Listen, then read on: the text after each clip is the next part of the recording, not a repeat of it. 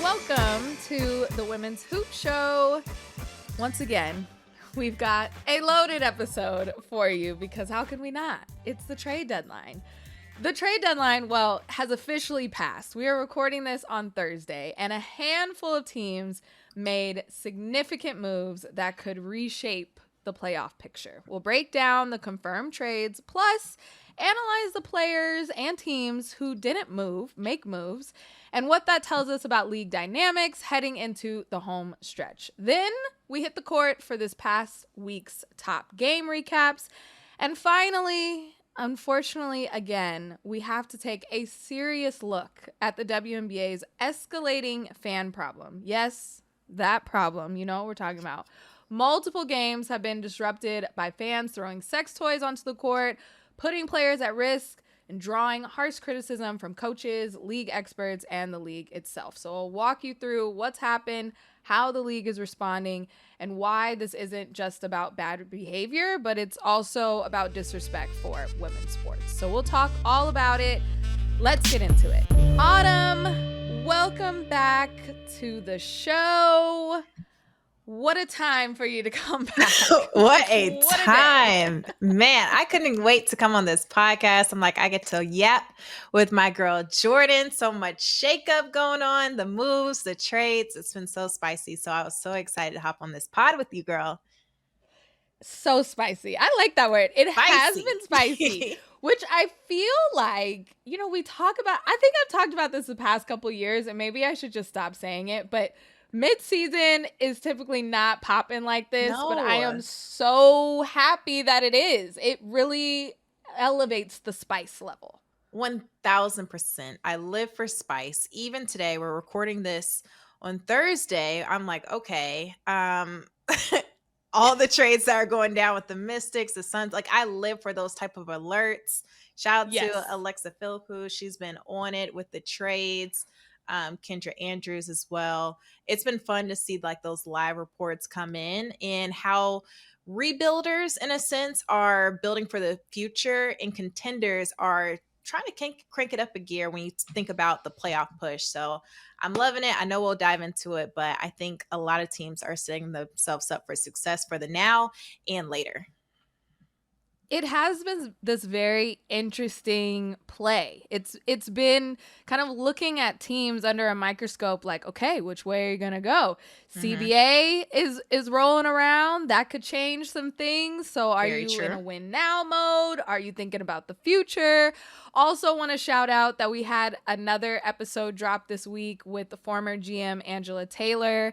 And I just asked her all of those questions. What are GMs thinking about the trade deadline? What are they thinking about in free agency? What does salary cap have to do with it? Like, I wanted to answer all of those questions because I think a lot of us are, when we send out different dream trades, we're just looking at the fit and the roster right now. Who can they add right now to help them, or, you know, think about draft picks in the future? And she just really broke it down of like, okay, even though you're getting these alerts right now, these have been in the process for a very long time. And this is how we kind of get to this point. So make sure to go back and listen to that episode because it was so fascinating. So let's get to the biggest news of the day, which kind of kicked off, which was Aaliyah Edwards from the Mystics getting shipped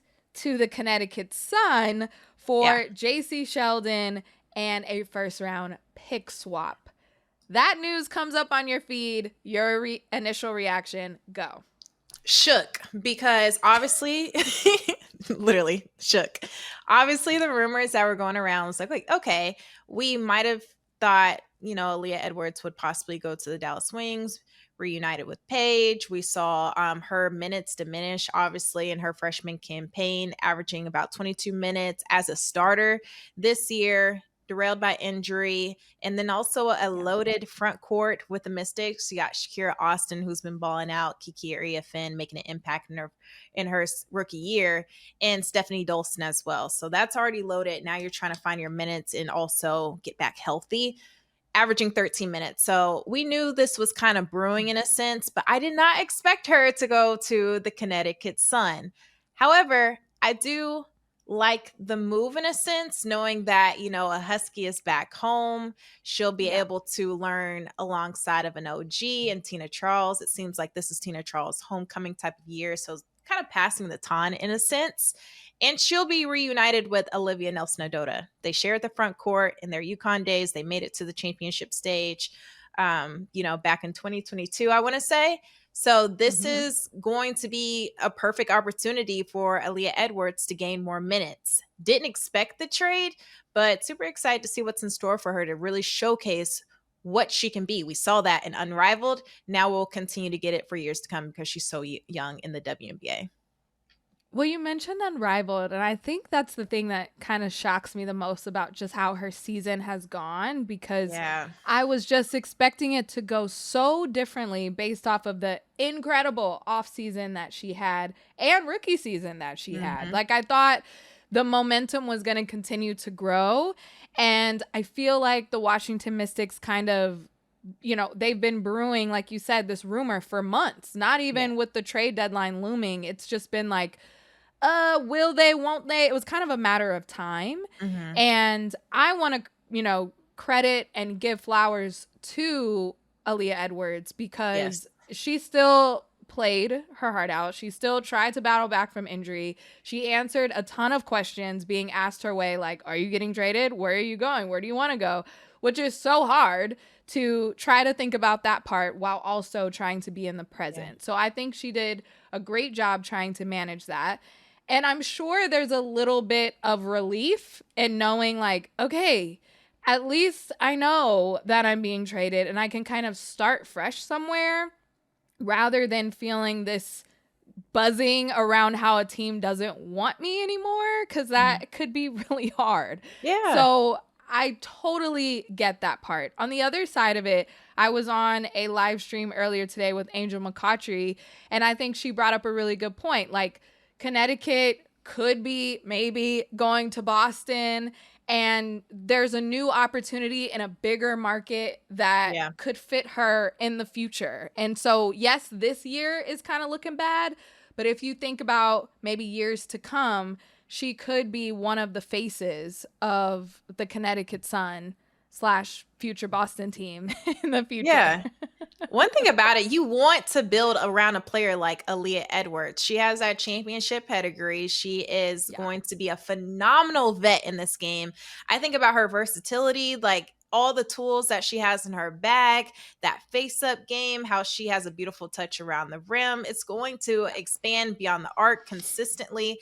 This is a type of player you want to build upon, and you got to think about the other pieces that they have in a Sanaya Rivers. You have Anissa Morrow.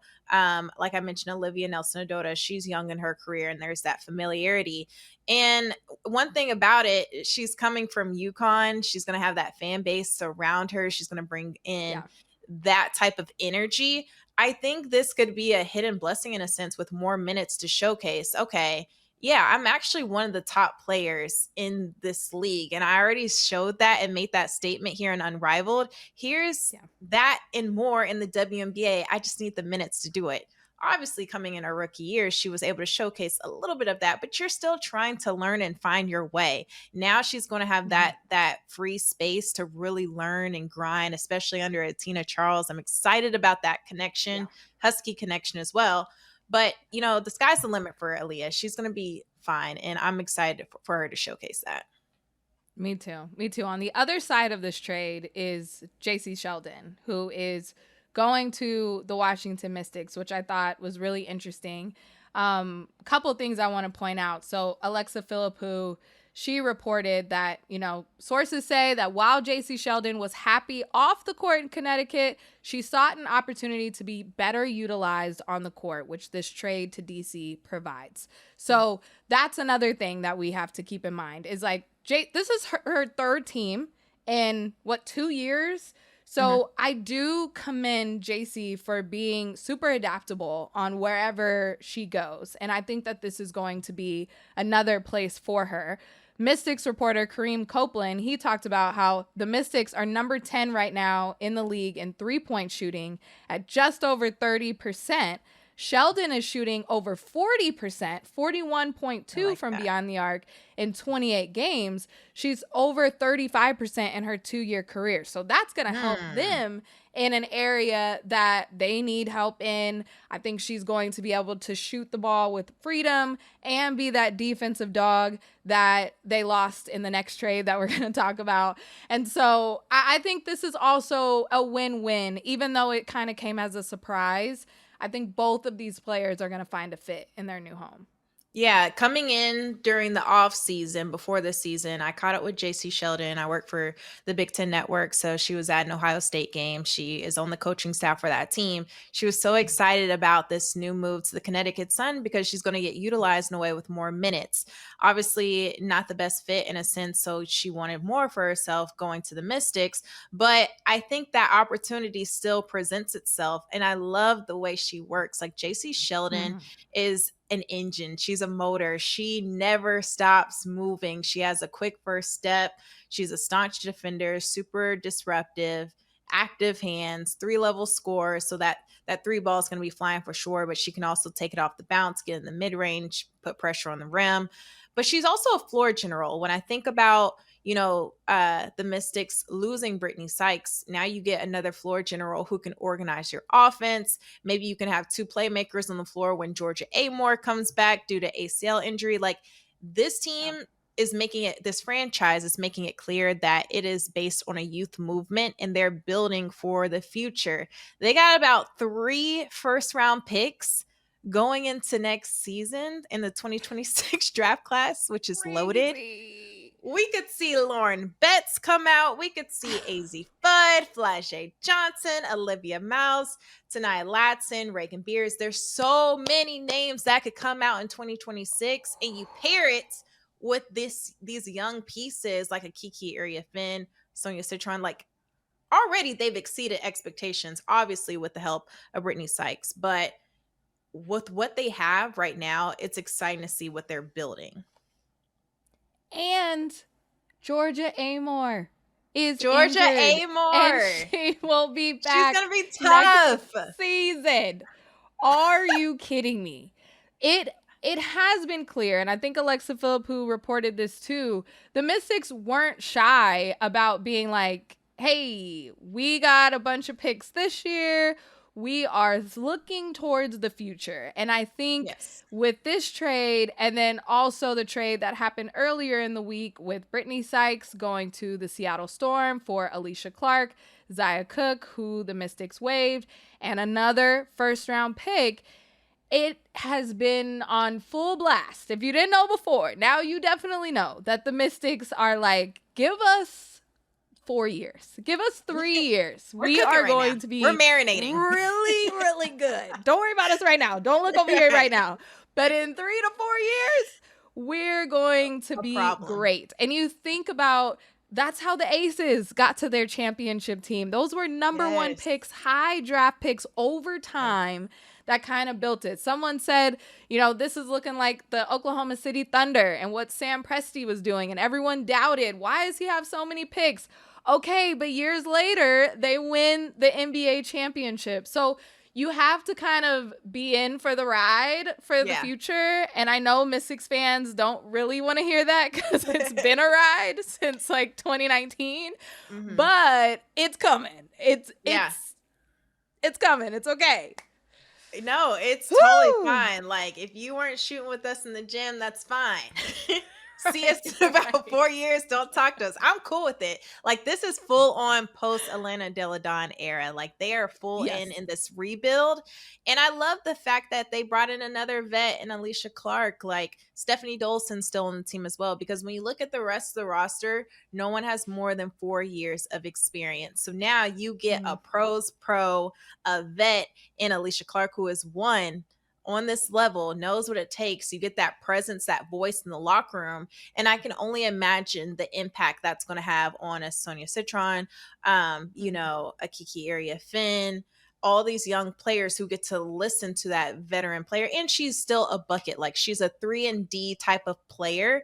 Alicia Clark just wasn't utilized and didn't have that production that she wanted to and was expected to with the Seattle Storm. But I think now you get more minutes, more opportunity, and a veteran presence with the Mystics. I can't help but think about that. I don't know if Alicia Clark was like down for a rebuild at, I believe she's 38, 37. Like, I don't know if she was like, yeah, this excites me to go to another young team, especially coming from Seattle where everybody was a vet. Yeah, I know. Exactly. Seattle's the homecoming. I don't know if it was ideal either, honestly. On both ends, I don't think expectations were made, and that's something they could have did to free up to get more production from the backcourt, because I think that was the only thing that the Seattle Storm needed. Like, I still, even while they were up and down and having some uncharacteristic losses, I'm like, Seattle could be sneaky because of the personnel that they possess. Dominique Malunga off the bench is blossoming before our eyes, but they need a punch, a continuous punch when you have a Skylar Diggins out. She's playing almost 40 minutes per game. So you're squeezing so much out of your backcourt. Who else can provide that punch? And you look at a Brittney Sykes who can do that. So I think right now, that's why I say Seattle Storm, they're in a win now type of mode, trying to, plug and play a piece that can take them there. For sure. Just age alone, they're in a win now situation. This is not something that they think that they can hold this team together for, I mean, even beyond next year, but because of the CBA, but just year longevity in general. I love Brittney Sykes going to this team. And you saw her on her social media. She's already going through the practice facility. She's like, oh, this is nice. Like, I love this addition, because if you put her into the starting lineup and you have her and Gabby Williams as your perimeter first line of defense, and then Skylar just somewhere wrecking havoc, twirling her finger. Like, this is a team you do not want to Jordan, please. in the postseason, with the experience, the veteran, and then also Brittney Sykes just being like, okay, I am an all-star. I did love my rookies. I felt like we were building something, but now I can actually contend for a championship, like, immediately. I think that's going to unlock a whole new level of her that we've already been seeing this year on both sides of the floor. So I think this is amazing. I grade this an A for Seattle side of getting and landing Brittney Sykes. Yeah, this is already a staunch defensive team. You add the 2-time WNBA steals leader. She was on the 2-time first all defensive team. She builds and just is a perfect mold in that fit in the defensive identity that the Seattle Storm possesses. I think this team is the best when they create their offense off of their defense. And Brittney, she's going to fit right into that system. She's having her best year in her 9th season, best year so far as an all-star. And to take that and surround yourselves with, other vets who push you. Skylar's one of the most passionate players in the W. She's going to be pushed, and those surrounding you, you're going to want better for yourself. So I think iron sharpens iron. This is going to be the best position for Brittney Sykes. Yes, love it. We're going to get to see how that plays out Friday. They play the Aces. I believe she's going to play that first game, but if not, Sunday they go up against the Sparks again, which is going to be so good, because the last time they played went into double overtime. So that one's going to be really good coming up this weekend. But either way, excited to see how that fit and how her rotations and Noelle Quinn kind of figures that out with the new piece. Okay, so the last big trade that Cheryl and I kind of talked about earlier in this week, but now we got a little taste of seeing DiJonai Carrington in a Minnesota Lynx jersey. So the other big trade from this week was DiJonai Carrington from the Dallas Wings going to the Minnesota Lynx for Diamond Miller. Carly Samuelson, who is injured and will be rehabbing with the Dallas Wings, and a 2027 second round pick. All I'm gonna Spicy. say is that this is like A plus Plus, plus, on the plus, plus, plus. grade scale.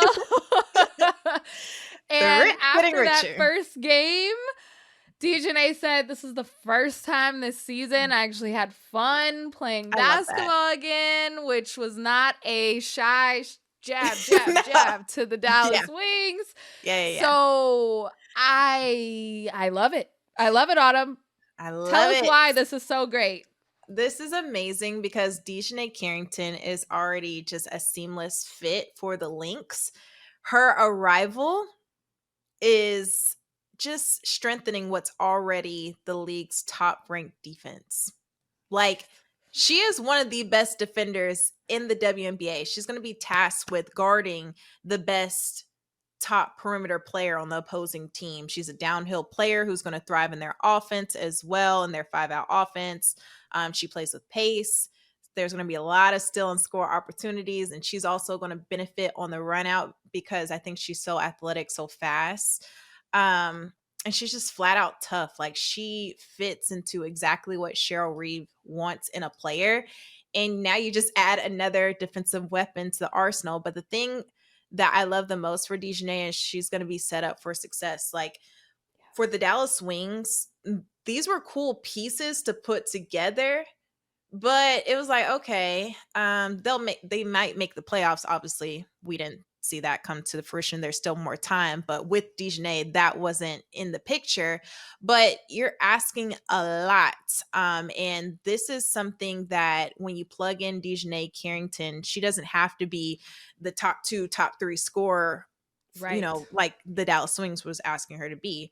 She could come off the bench. She can be even the 5th option with all, Kayla McBride, a bucket beyond the arc, Alana Smith, also a 3-point shooter, Bridget Carlton.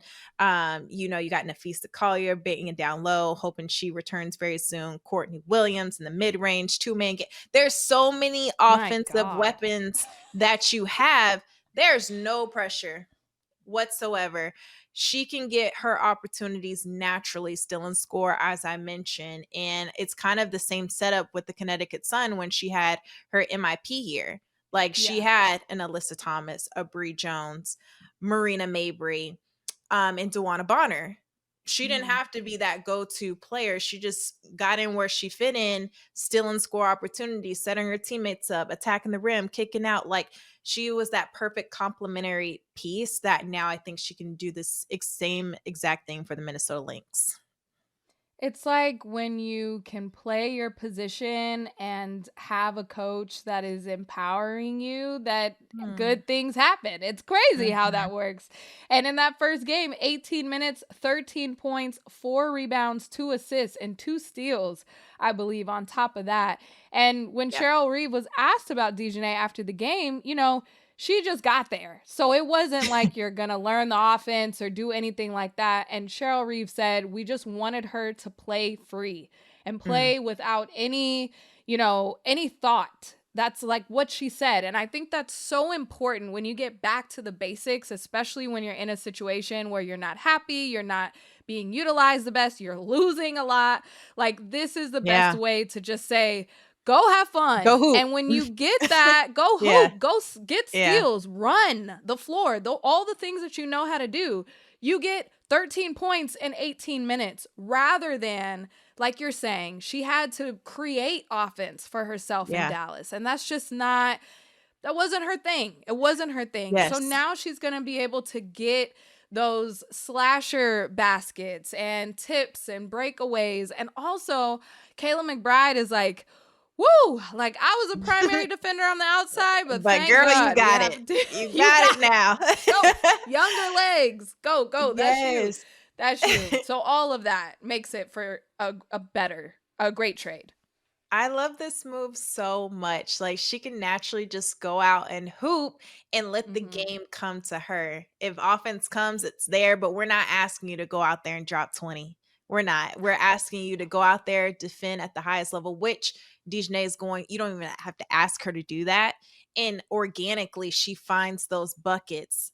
And I think that's what's going to set her up for success. And also the chemistry pieces there. Like we saw that versus Seattle. Natisha Heidemann, she played with her and Courtney Williams during the Connecticut Sun. And I also didn't realize that she played with Atlanta Smith over in Stanford. At Stanford, So yes. that instant familiarity just Mhm. energizes an already connected locker room. Like you think about the Minnesota Lynx, they're so connected when it comes to their offense and how they move the ball, how they move without the basketball. That's what makes them so dangerous, how they create for one another.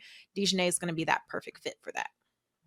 Yeah, and we talked about that during free agency, right? Like they didn't make a ton of changes because this was such a solid group. So for her to Yeah. come in mid-season and already know a bunch of players and already know people, it's not so, like we just dropped her into what we're doing. She already has that familiarity. And she's going to be reunited with the Stud Buds, and I'm just like, content-wise, we're We really need excited it. about We this. need it. This is And this is going to be great. she hasn't even played with Nafisa Collier yet. I So know. this is going to be so Wow. exciting. And I think adding DiJonai will also help the Minnesota Lynx stay at that number one spot. Like there's no drop off in a sense Mhm. Mhm. without a With Fee caliber out. player without fee. Yeah, because DiJonai Yeah. kind of she doesn't fill that exact void, but she brings in another great piece, a two-way player that can hold it down. And then Mhm. whenever Nafisa Collier gets back into the system, I think it's going to be seamless. I truly think Yeah. so. Okay, two other kind of under the radar transactions that happened that I wanted to pick your brain about. One of Mhm. them, talking about the Dallas Wings, is they waived Tierra McCowan. Yeah. And that was kind of expected. She had a hefty contract, about 200K that she was kind of sitting on and not being utilized. They kind of went away from a traditional big, and she was just kind of cashing the checks and not even playing. Mm. So I think this allows her to go be free, get better. There is a Portland team and a Toronto team that will definitely need a center. And I think that's going to work better for both of the teams. And then also on the other side, Indiana Fever signed Chloe Bibby to the rest of the season contract, which kind of filled their last roster spot. So Mhm. one player kind of getting added, another getting waived. What are kind of your thoughts on those minimal transactions? Very minimal, but still huge. Just touching on Chloe Bibby first, a 3-point shooter. Obviously, what she can provide offensively for the Indiana Fever. I've been following her game since she played at Maryland. That's a very underrated piece that they can plug and play when you think about depth and competing for a championship. And then on the Dallas Wings front of things, yeah, Tierra McCowan, obviously with the new coach, with the new system, it just wasn't the right fit anymore. They're finding more production with Lisa and also Lee Yuru. And I really like those two together. And we haven't even touched on Diamond Miller. Like, I think she hasn't truly shown what she can do in the WNBA. When she was Yeah. drafted, I'm like, she's pro ready. Like her body, her athleticism, obviously derailed by injury. And then you come back from injury, and now you got to play behind all of these stars and try to get in where you fit in. She truly hasn't showcased what she can offer, but I think that 6'3" long presence that she's going to bring on the perimeter, it's going to bring versatility. She can play the 2, the 3, the 4. She can guard Mm-hmm. whatever you need, 1 through 5. She can create a mismatch on guard. She can bang down low at post players, so much. And I'm excited to see her not reunite, but play with Paige Bueckers. I think that was a sneaky kind of pickup that is getting lost in the sauce a little bit with this DiJonai Mm-hmm. Carrington trade. I think both sides won.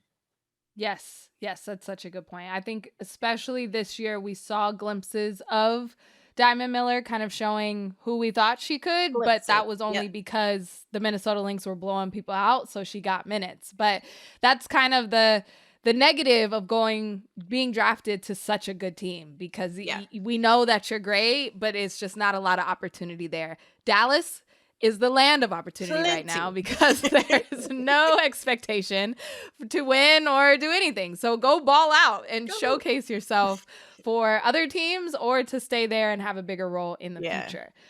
All right. So we talked about all the things that did happen over leading into this trade deadline. Real quick, I want to talk about things that didn't happen that maybe we thought was this going is interesting. to happen. Talk to me. Some names that were thrown out that ended up not being anything. Marina Mabrey couldn't get her name out of the trade cycle, and everyone was just saying she should go to Seattle. She could go to the Aces. She could go to LA.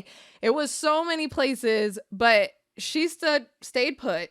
And they ended up moving Jacy Sheldon. Now, I'm happy Connecticut made some type of move, so they're kind of in this. But on the other hand, Chicago had Rachel Bannum being thrown out. We had so many just fans wanted something to happen. Something, please happen. Were you surprised that Chicago did not make a move at the trade deadline? They're struggling. Absolutely. They need the help, especially with Courtney Vandersloot going down. I think that was a huge blow to their entire season, hoping she's doing well and recovering and resting with her family. But that was awful to just see an OG go down. You lose your floor general and a vet to Angel Reese. Angel Reese has been in and out due to injury, playing through back issues. Camila Cardoso has been holding it down on her own down there because no Angel Reese. This is a team that's just trying to figure it out at this point. Ariel Atkins has been in and out. So if you think about the future, it was a little surprising. Maybe they'll make moves in the future for sure, but they have the money and cap space, I believe, to do it because your best players are cheap right now because of the rookie contracts. They're getting paid outside of that, but the rookie contracts alone, what we're talking about. Yes. I think you can make some moves for sure. Like you're building around Angel Reese and Camila Cardoso. So I was very surprised to see, like, no, you probably won't win anything this year, obviously, but to build for the future, I'm very surprised that they didn't make any moves. Yes, I love that our producer Phil put a little note in here and was like, under the Chicago sky, no deals materialized. Chicago chose not to sell, possibly due to pride or lack of offers. And I think that is so true. I think it is pride. Everyone is saying, what are you doing? You fire Teresa Witherspoon. You hire a new coach. You trade your top draft pick, which would have been Sonia Citron, for Ariel Atkins. This goes horribly. Then you're not even playing your top draft pick in Haley Van Lith. Courtney Vandersloot goes down. You don't trade or get someone to be a point guard. You just ask Rachel Bannum to be the point guard.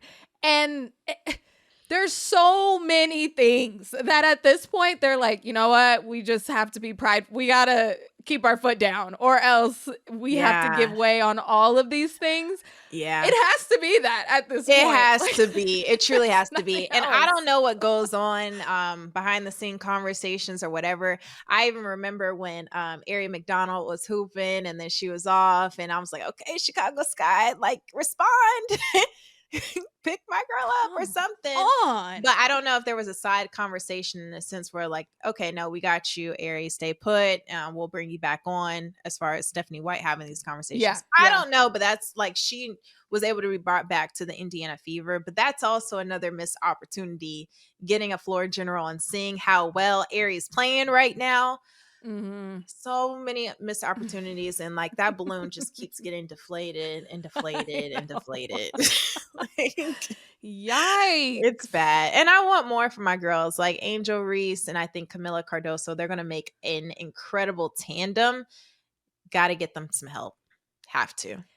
Feels like that we're wasting away these years a little bit. Like there's, even though they're at the beginning of their career, it's just like, come on, you have to do something. I wouldn't, and I'm also not confident that whatever draft picks they do have for next year that they're going to keep them, because the last 2 years they've traded them away or traded them for something else. So just Do something, Chicago. The last one was the Valkyries. I did think that the Valkyries were going to try to make a move of some sort because their all-star Kayla Thornton went down and they are right at the bubble right now of making a playoff push. And so I was thinking that they were, That's I don't fair. know if it was going to be Kate Martin or kind of a trade package for the international players that have kind of showcased their worth. Before the season, they couldn't trade for anybody, because we didn't know what they had.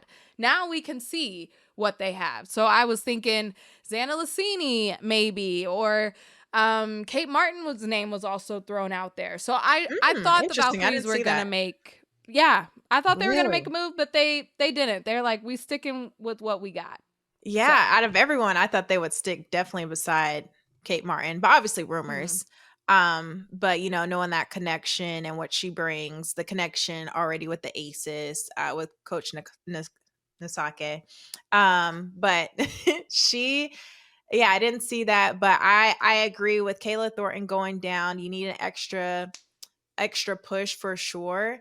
And we'll see how things continue to go. I know they made a lot of transactions during the season, but it's just Mhm. really unfortunate how things have went down with that team because they were supposed to be one of the first, and there's still time, but they were supposed to be one of the first expansion teams to make the playoffs. And with Kayla Thornton out, I'm not too confident in saying that anymore because of Yeah. all that she brought on points perspective, a defensive perspective, a vocal leader, just that extra punch and spark that you needed. I thought they would make a move, especially in the backcourt and with the Monique Billings out due to Mhm. injury with her ankle. Yes. So Yeah, that's a good point. They have made a lot of transactions during the season. So maybe they were like, we're done. We're done. We've had waves, added people, Eurobasket. So yeah, that's a good point. Maybe yeah, they're chilling for a little bit.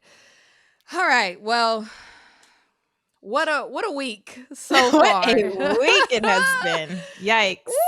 But a Woo! good week. Trade It's been deadline. spicy. Good week. Yeah. Spicy. A lot of things to talk about. And I think it's exciting. I think it kind of just gets us all excited for the back half of the season in a new way. Yes. Like there's other storylines to talk about now. So we're going to take a break, catch our breath, get some water. Then when we come back, we are going to recap some of the games and see how some of these trades have already fit into gameplay. So we'll be back. Welcome back to the Women's Hoop Show. Now, let's talk some games that Mm. happened this week because people were getting traded left and right, but it was still basketball being played for Still a sure. business. Still a business. Still things were, the show must go on. Yes. So, one game that I wanted to talk about was Dallas and the New York Liberty. The New York Liberty won 85-76, but close game. And Dallas already got them earlier this year as well. So I don't know. I like how Dallas comes out and competes against this New York Liberty, but also we got a good look at what Emma Meesseman brings Mm. to this New York Liberty team with Breanna Stewart still out. She finished with 13 points in her first home game since her WNBA return. Emma chants were coming from the crowd. Yes. Like she scored 11 in her debut on Sunday, but this is like, yes, they embrace her in Barclays. So what did you think about that? I'm so excited to see how everything plays out because we just went on a whole tangent about the Minnesota Lynx and New York Liberty. They're like, we're still here and we got an international GOAT. We got Emma Meesseman holding it down while we have a depleted front court. Like we're not even at full strength just yet without a Brianna Stewart, without a Kennedy Burke and a Niara Sable. So the way that they're able to plug and play a veteran player like Meesseman, she has already showed instant success chemistry wise in the 2-man game with Sabrina Ionescu. Just that pick and pop game she can put on the floor. Great passer, ran the floor very well, can block shots. She did everything. She showcased her entire bag, and probably, just a little sample size because there's more coming. But I thought, what a perfect fit for the New York Liberty. And it's just always fun to see these things play out. And just Sabrina Ionescu, like, I think she's been playing out of her mind as of Mhm. late. Yes, she didn't have the best showing versus the Dallas Wings. But what she's been able to do prior, outside of the All-Star break, she's been on a tear. Like, I think she's already had 30 plus games since then. Yeah. And what she's doing, not just beyond the arc, but off the bounce too. There's so many different weapons that are showing up and showing out. The play of JJ also. A lot of weapons to make this second half push, knowing that they're going for that back to back, and it looks very promising. My favorite quote from Emma Meesseman after her first game, they were like, "What do you think you brought to the team that they really needed?" And she was like, "A body." They need a Plain and body simple. here Yeah. because they don't have a lot of bodies right now. But she's Yes. not like a normal body. She Mm-mm. is a somebody. And I'm so happy to see her on this team. Mm-hmm. JJ finished with 15 points, 10 rebounds against that Dallas Wings team. Phoebich added in 14 points. But I think the highlight of the game was from the losing team. Paige Bueckers put Stephanie Talbot on skates, and Woo! I think I watched that clip 20 times. I 1,000 watched it live, times. and then I watched it like 20 times again. The Yes. handle, the fake, the hezzy. Oh, you thought I was about to shoot? Nope, I'm going by shooting a pull-up jumper. Paige is so ready for the moment. This is also when she was twirling her finger with With JJ, like begging JJ. Sandy Brondello Paige to is challenge unreal. it. Like the sayings that this is the reincarnation of Diana Taurasi is Yes. so I'm live real for and it. true. I love that for us. And Paige has just been must-watch TV. I know that these two teams are playing again this week. She might be out. She's Friday. questionable because of back issues. She's been kind of in and out because of that. But Mhm. man, anytime Paige Bueckers is going to be on my TV, I'm turning it on and watching, even Every though her time. team is so bad.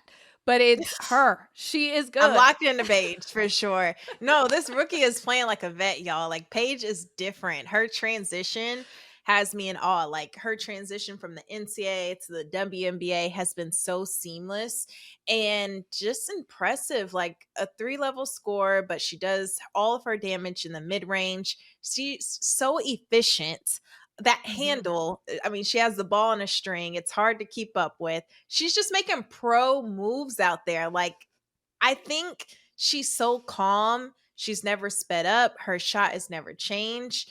She's so poised. I'm like, how is she doing this at this level so effortlessly? But it's Paige. I have to remind I know. myself that. I'm just like, I'm not shocked. I'm just always in awe of her and so proud of her. Like, I've been watching her for quite some time. I mean, we all knew about Paige when she was in middle school, high school, coming up, and now seeing like how she's transcended the game. She's going to continue to be a generational talent and one of the best guards we're going to see that's graced the WNBA. 1000%. What a fun thing to prove everyone right. Like, Mm-hmm. we knew about Paige when she was in high school, but it could have fizzled. It could have not lived up to the hype. But she has been like, no, I live up to the hype and then some. Like, in high school, in college, Yep. and now at the pro level, I'm doing what I always knew that I could do. She finished with 21 points, 8 rebounds, 4 assists, and honestly, not even her best game. Like, she could still go off for more. So I'm so excited to just see how she continues to grow and then get help around her. I will say Arike added 14 points, and Maddie Segrist being back might help a little bit for this Dallas Yeah. team. 13 Cute. points in her Yeah. return. She's been out for months because of her injury. So happy that she's back.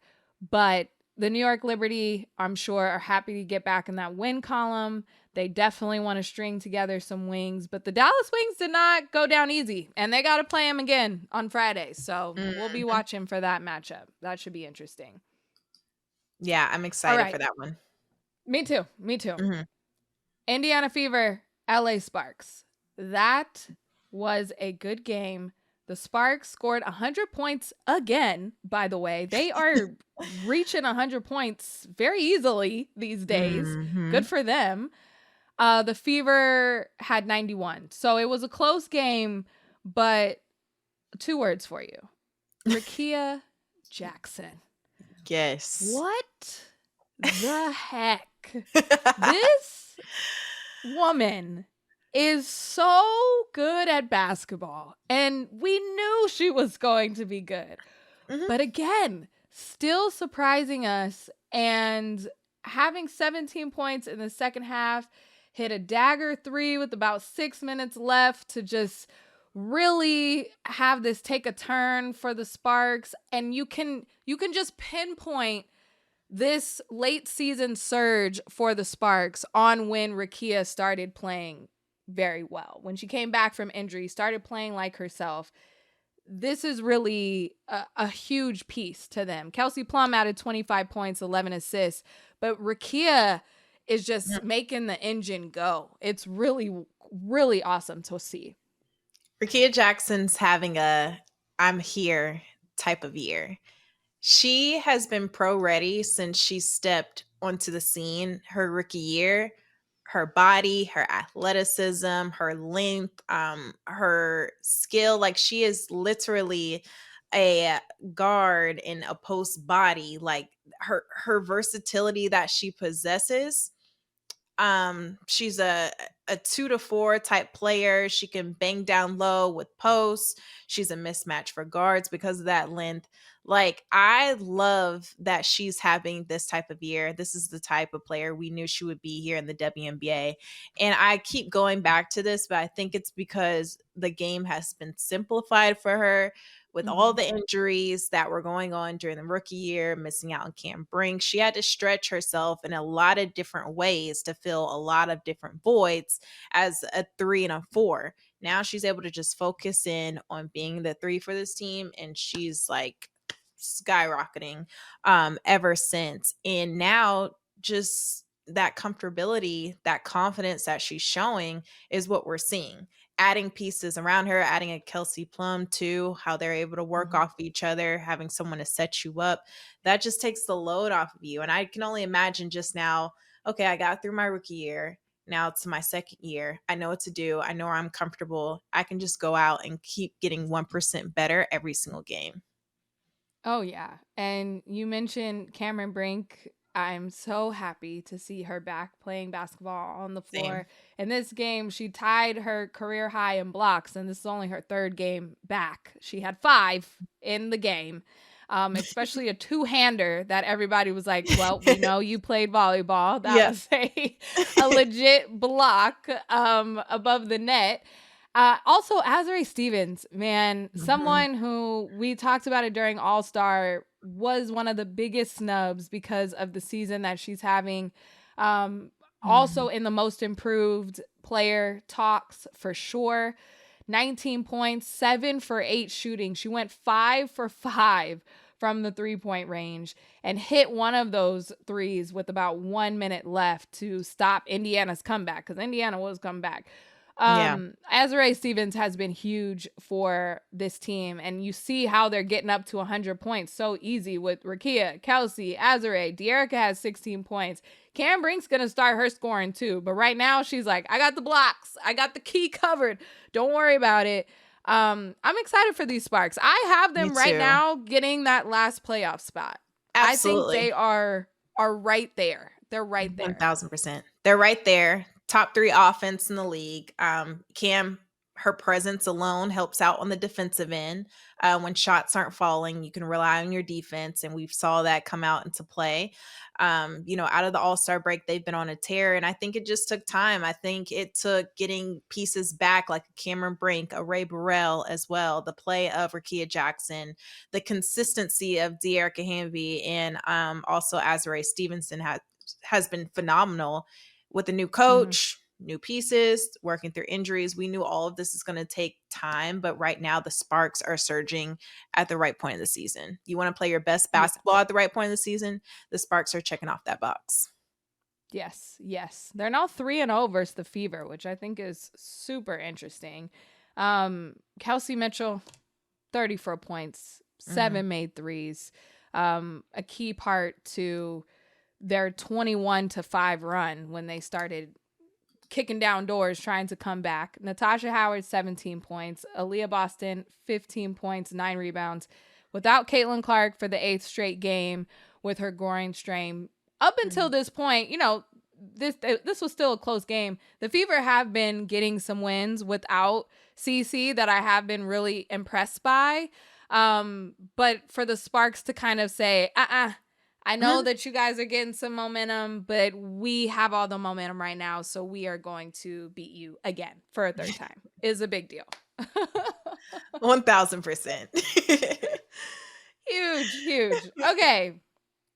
Man, now let's look ahead real quick for the games coming up Friday, Saturday, Sunday. We talked about on Friday the New York Liberty Dallas Wings.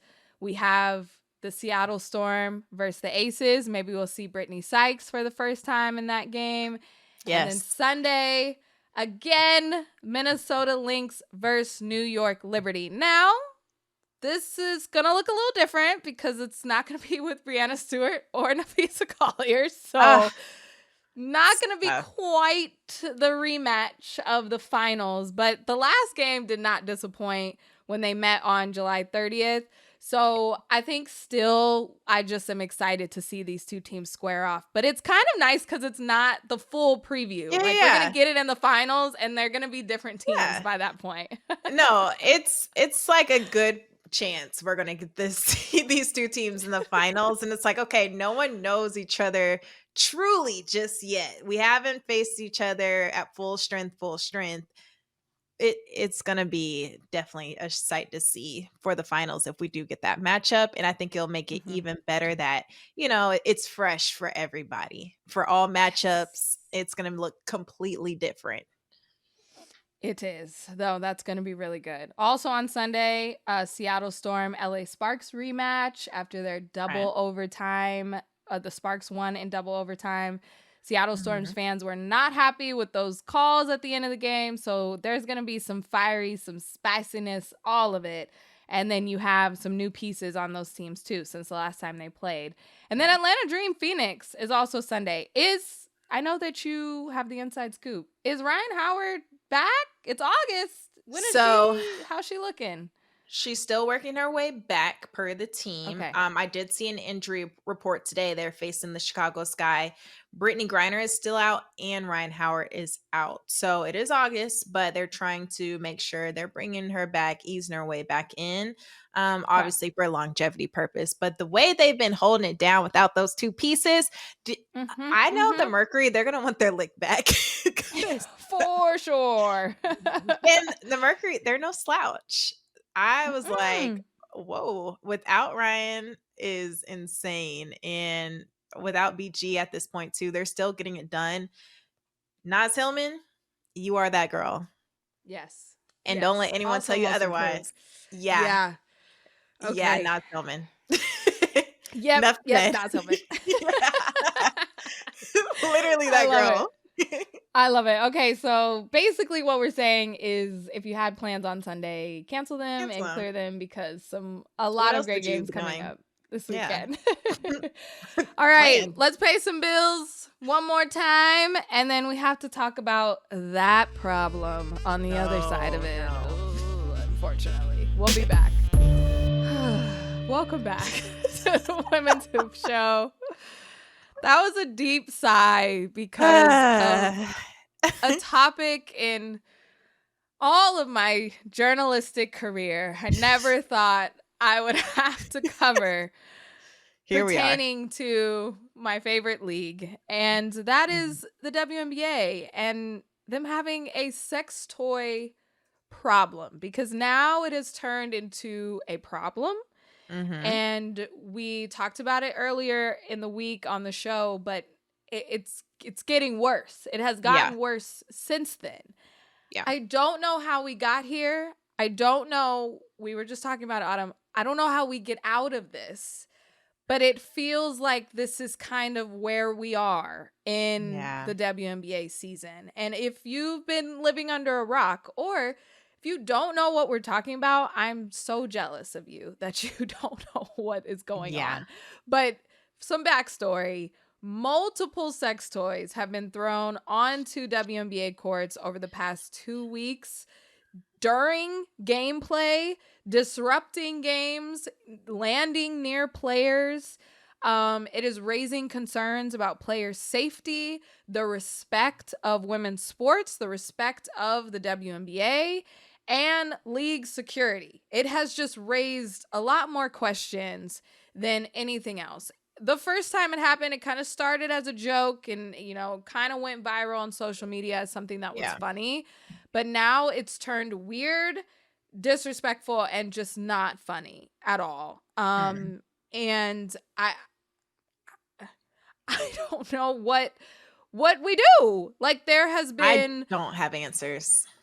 I know the league is scrambling. I know that the PR, they're trying How to do do you prepare something for because this?